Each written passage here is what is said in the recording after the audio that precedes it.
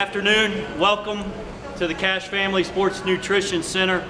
It is so exciting for us this afternoon to officially open and dedicate this facility that we've been looking forward to for so long. This is a very informal program that we have today, but I do think it's symbolic of what we talk about each and every day. When we talk about championships, when we talk about competing in intercollegiate athletics at the highest level, when we talk about excellence, when we talk about student athlete development to be the very best, when we talk about competing and winning championships, this facility will impact and make more of an impression upon our student athletes and our journey as much as anything that we will do as an athletics department. So we're excited today to officially open this facility, although it opened yesterday. Yesterday was the first day that we had our student athletes in here for lunch, and the responses from them both yesterday and today were so positive and remarkable that it was just very rewarding and exciting, and cannot wait to watch our student athletes continue to grow in their habits and in their development as what this facility will have an impact on. With that being said, we celebrate today, but I think it's important to note just how far we've come. And today at our staff meeting, Mike Ryan, who's around here, had mentioned what used to be. And before we had the Cash Family Sports Nutrition Center, and even before we had the great partnership with our Alumni Association and with Top Tier that we've been using the Fraser Alumni Pavilion for our training table. Our training table used to be on the 5th floor, the media level of the Football Westside press box. And so when you think about, and Dana remembers this so well because we made the best of what we had, but when you think about preparing food and taking it up 5 floors, up an elevator to the press box and serving it, it was a challenge. And to think about what we have here today, there's just so much to be proud of. And it doesn't happen overnight. Just a few people that I want to recognize and thank this afternoon. First, with all of our facility projects, we don't do it alone. And Billy Breedlove and his team do such a great job with facility planning and construction. Billy, thank you for your partnership and your teamwork. And Denise Hostick was the project manager. Denise was our quarterback day in and day out. And Denise, thank you. Appreciate your leadership and all you did to make this project special. And Misha, thank you. This is awesome. I tell you, I walked in and just the patterns and the design and the color scheme I thought was perfect. So thank you for your hard works and energy and effort as well. MWM Architects, we're our partner on this. Stephen Falk is here today. I remember our first meeting. Stephen, thank you for your partnership and your good work on this project. Tynert Construction, Chad Henthorn has been a great partner of Texas Tech Athletics time and time again, and Chad and members of his team are here, and just want to thank Chad for his continued partnership and leadership as well. Top Tier, David, thank you. Top Tier provides all the food and nutrition for our student athletes. They're our partner with operating this great facility every day, and appreciate the teamwork that we have with you, David. So many people to thank within Texas Tech Athletics, but all I'm going to say is thank you to Matt Thompson. Matt, you stepped above and beyond on this project. Matt oversees our information and technology unit of our department, and when we started brainstorming about this project, we didn't necessarily think about IT, but when you have a chance to see the ordering system, when you see the technology that's in this building, it is second to nowhere in this country. And Matt carried a lot of additional water for us on this project and served as a leader in so many ways. And Matt, thank you for the work that you did for us with this project. Dana Mccutcheon, again, Dana, this was an idea of Dana's a long time ago. And I was telling Christie just a few minutes ago that a number of years ago, I kept getting this phone message in my office. Dana Mccutcheon called, please call. Dana Mccutcheon called, please call. And finally, Judy, Henry, and I talked, and we said, who is this Dana Mccutcheon? And Dana just wanted to talk about the opportunities that she saw with starting a nutritional program at Texas Tech. And Dana came with an idea, and has really built our nutritional efforts to what they are today. And this was a vision of Dana's so long ago. Dana, thank you for the work that you've done and your leadership and your vision to get us to where we are today. And it just doesn't happen. It doesn't happen without great support and leadership for investments like this at the university. And we're so fortunate that I believe I've got the best boss in the country, and we got the best leader on this campus for intercollegiate athletics across the country, and President Skubinek. President Skubinek, thank you for your support of intercollegiate athletics and all that you do. And President Skubinek joins me in saying thank you to all of you who have worked so hard. And I know all of us here want to recognize and thank two donors that are here with us today, because without their investment and their involvement, it just does not happen. And time again, the Cash family has stepped forward in just such tremendous and leadership ways. And you go to the golf course and you see the investment that the Cash family has made there. There's so many things around our athletic complex and in our day-to-day interactions that you don't realize that the Cash family has their fingerprints on. The Leadership Academy is one of those that they've invested in heavily. And Clay and Ashley are here with us today. Clay is here, and Ashley and their family. Thank y'all for your investment. And Don and Kay have been such an integral part of my time here. And just Andrea and I talk regularly about the many conversations, Clay, that we had with your parents. And just y'all mean so much to us. And thank you for your trust and your investment into this facility. It's the finest in the country, and all of our student athletes and programs will benefit from it. And thank you.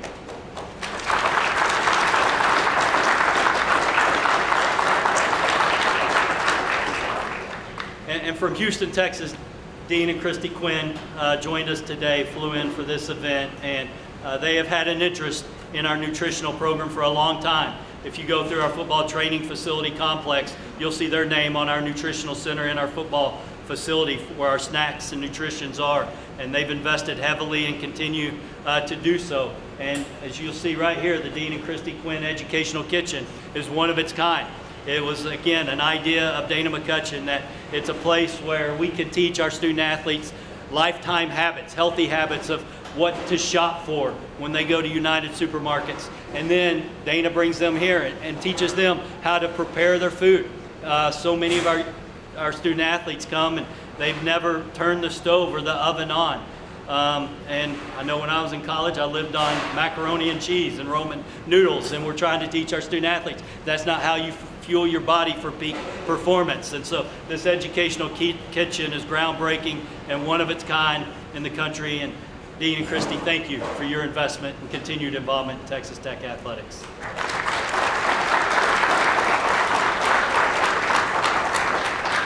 It's a special day. When Coach Wells and his staff walked in here, he said game changer. This is a game changer when it comes to recruiting. And all of you know recruiting is such an integral part of what we do and the lifeblood of what we do. Coach Stone just stopped and he left and he came over to the Quinns. He said, this is a game changer for us. This is a game changer in many ways, not only for our student athletes on campus, but what it will do for recruiting. And each and every day as we focus on educating, serving, and growing fearless champions, this facility speaks to the definition of that mission statement. So I say thank you to all of you for being here. Thank you for your investment into Texas Tech athletics. Please help yourself to food and drinks and enjoy this beautiful new facility. Reckham, thank you. It's a beautiful new sports nutrition center that's state-of-the-art in every way. It'll be a home for our student athletes. The initial response is it's been open for 2 days now from our student athletes has been tremendous. So it's top of the line for them, and that's what they deserve. And it's such a critical component as we talk about being a developmental program. Nutrition and how they fuel their bodies are important lessons that we're going to be able to teach at a greater level than we have to this point in time. So we couldn't be more excited about what this facility will provide to us. It's going to advance all the other things on the schedule. I know the football training facility, east side. Is this kind of a stepping stone to get to the other projects there? It is. The Cash family has stepped forward for us in so many ways, and again, with this facility, made the investment for us to move this facility along at an accelerated pace. So we're so appreciative of that. and it will definitely have a profound impact on our football program, but all 17 of our athletic teams. That being said, we're seeking final approval from the Board of Regents next week in Amarillo to move forward with the East Side Administrative Office project, and expect to get approval for that.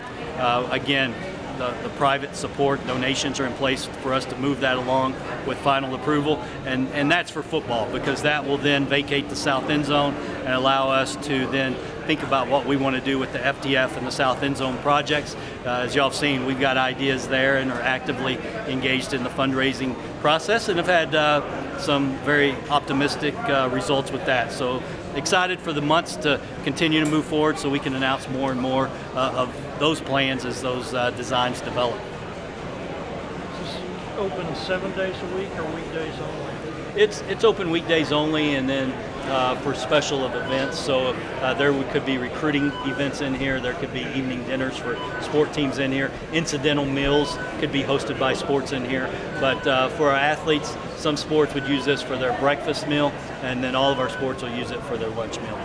So what hours will it be open? I think it's open 10:30 to 1:30 every day for lunch for our student athletes, and then as determined by sports needs after that. What does it mean in terms of jobs? Are the people who work in here Texas Tech employees, or are they contracted from another company? Yep, so they're top tier employees. So top tier is who handles all the food services for the university. So we've contracted with top tier to provide the food service and operation of this facility, from the management of it day to day to the cooking, food prep, serving, as well as the cleanup of this facility. They're all top tier employees. Any idea how many? We're still adjusting that as we go, but right now between 40 and 50 employees that are active on the top tier roster for this food service area.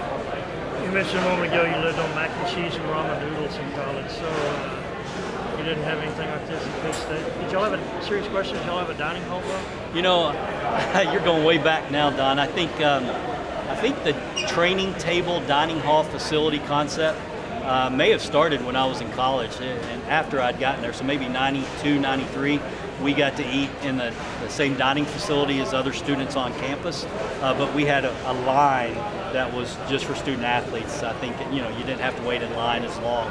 I think the food selections were the same, but back then they color coded it for us, so the guys that were trying to gain weight had certain color codes they were supposed to eat. If you were trying to maintain weight, you had different color code systems. So this is much more high tech than what we had color coded back then. You had the gain weight color code, right? I had trouble back then keeping weight on and gaining weight. Now it's just flipped, right? I'm having trouble keeping it below the playing weight, and that's a daily struggle. So now your wife has you on the. Yeah. Did she change your color code? Yeah, you don't really need that snack tonight, do you? Do you see any possible other buildings that could serve student athletes, let's say maybe a dorm or anything like that, just kind of in the future? Well, again, we've got our campaign for Fearless Champions outlined, and the projects that are left on that project, obviously, is the football training facility project, the East Side project that I alluded to earlier that I believe is going to get approved next week, I believe. The South End Zone project, indoor tennis facility project, and then baseball. Obviously we've got continuing to work on a baseball master plan, and continue to have progress there, and I hope by the next couple of months we'll have a really clear vision what phase one is going to be for us on that baseball master plan. But those are the projects that are contained in the campaign for Fearless Champion and have our undivided attention right now. You know what the East Side is budgeted, the East Side project is budgeted at, and how much of that has been raised or in place? What we're going to seek final approval on next week is a $9.2 million construction budget, and all of that has been privately raised. And that's two levels? It'll be 2 levels, yes, sir. It'll be really about a level and a half of build out, but there'll be an availability to build out 2 full floors. And that's second and third floor, right? Yes, sir. I know you've kind of touched on this already, but what does it mean to you to see this university's commitment to improving athletics, not only on the field, but off the field as well? You know, it's just we want to be the best. We believe that we're a premier intercollegiate athletic program in this country, and we're not going to take a back step to anyone. And when you see investments such as this Cash Family Sports Nutrition Center, you see yet again people lifting this athletics department up on its shoulders, and the support that I enjoy from President Skubinek to Chancellor Mitchell to the Board of Regents to the countless families that continue to invest millions and millions of dollars into our athletic facilities. It just is so inspiring to me, and just gives me that determination each and every day that we're not going to be outworked, we're not going to be outperformed, and we're going to continue to grind each and every day until we get all of our programs at the same level that basketball, track and field, baseball, golfs are at this point in time. I always hesitate to mention programs because you leave somebody out, but we want to be the premier athletic program in the country. We want to compete and win for championships, and until we get every sport at that level, we're going to keep grinding every day.